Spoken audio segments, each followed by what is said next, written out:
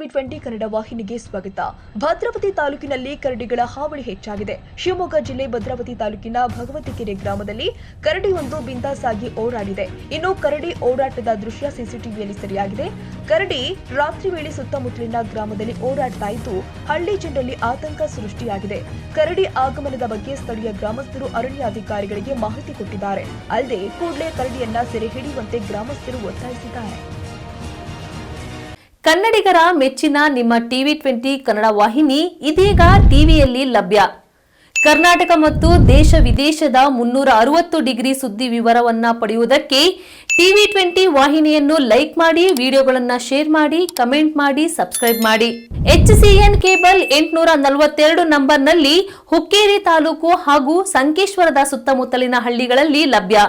PCN cable 129 ನಂಬರ್ನಲ್ಲಿ ಹಾರುಗೆರೆ ಸುತ್ತಮುತ್ತಲಿನ ಹಳ್ಳಿಗಳಲ್ಲಿ ಲಭ್ಯ.